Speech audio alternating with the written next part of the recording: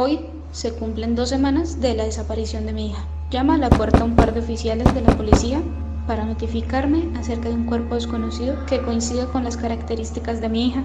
La vi en la morgue, le toqué y besé su frente. Unas lágrimas cayeron sobre su mejilla y dibujaron un corazón. Su cuello moretado y sus ojos hinchados me indicaban que la ahorcaron y golpearon. Ella tenía sangre y tierra debajo de sus uñas. Luchó por defenderse, por mantener su honor. Entre las piernas se asomaba el rastro de la sangre que chorreó alguna vez. Su cara desfigurada por el maltrato y la tierra que había manchado sus ropas me daban una pista de que no murió donde la encontraron. La arrastraron y la abandonaron como basura en un terreno baldío. Ahora yo estaba sola. Ella era todo para mí. ¿Qué se suponía que debía hacer? ¿Encerrarla para que no fuera a la escuela? Desapareció un miércoles a las 8 de la mañana.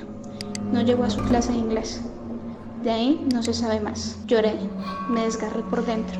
Quise matarme y seguirla. No salí de mi casa por 3 días.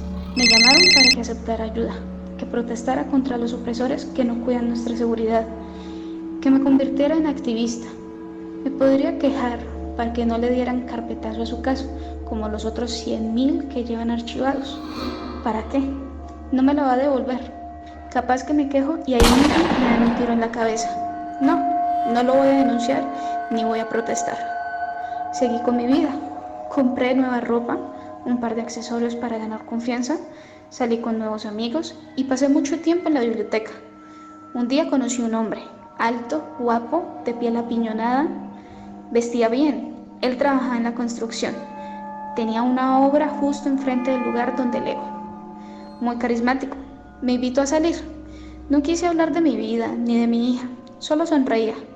Él se sentía confiado y aseguraba que mi cara era especial. Después de un par de citas, lo invité a pasar a mi casa. Tenía ganas de ser creativa. Le cubrí los ojos, le di una bebida burbujeante. No es un bebedor asiduo, se mareó. Necesitaba eso, perderme en la adrenalina de una noche. No pensar aunque sea un segundo en el rostro de mi hija muerta. Pasé un par de días con él. Me recordó lo que es sentirse viva. Me sentí fuerte, con confianza. Fue muy especial. A la siguiente semana vi unos folletos pegados en los postes de luz. Un par de arquitectos habían desaparecido y no dejaron rastro. 2 mujeres con hijos suplicaban a la audiencia en una entrevista para obtener información. Me sentí mal por ellas y los niños. Yo también perdí a mi familia. Las ironías de la vida. Sus esposos ahora estaban atados y mutilados en mi sótano. Fui dedicada en mi investigación. Lo encontré. El hombre de mi cita era el asesino de mi hija. Y no trabajaba solo. Con un poco de presión conseguí el nombre de su cómplice. Y lo seduje, igual que este cerdo. Con dinero puedes comprar lo que sea, incluyendo información. Obtuve un informe completo policial de mi hija y de otras 3 chicas más, los cuales indicaban el modus operandi de un par de depravados arquitectos. Ellos buscaban a chicas de 15 años, se ganaban su confianza, las violaban y las estrangulaban en la obra de la construcción. Las movían a un terreno lejos, pero mi hija luchó y se llevó algo entre sus uñas. Mi trabajo fue relativamente sencillo, encontrarlos para hacerlos pagar.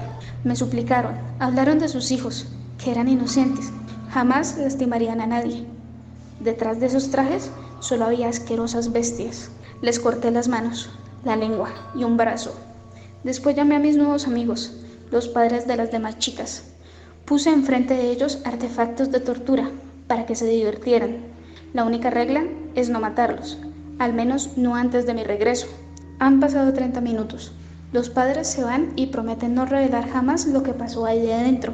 Tampoco es que tengan mucho que decir, sin inculparse a sí mismos. Lo tengo todo grabado. Dejan el lugar, quemamos la ropa y me deshago de lo que nos incrimine. Regreso al sótano. Los hombres ya no tienen piernas, brazos ni genitales. Sus caras están desfiguradas y les falta parte de la nariz, los ojos y tienen cortes. Con un mazo de hierro al fuego les cauterizo las heridas y las curo. No quiero que mueran. Ahora son mis muñecas. Review y te agradezco por haber visto el video de hoy. Recuerda que si te gustó nos puedes regalar un like y compartirlo. No olvides activar la campanita de notificaciones para que sepas cuando subo nuevos videos. También no olvides seguirnos en nuestras redes sociales para que tengamos un contacto mucho más cercano. No me queda nada más que agradecerte y decirte que nos vemos en una próxima.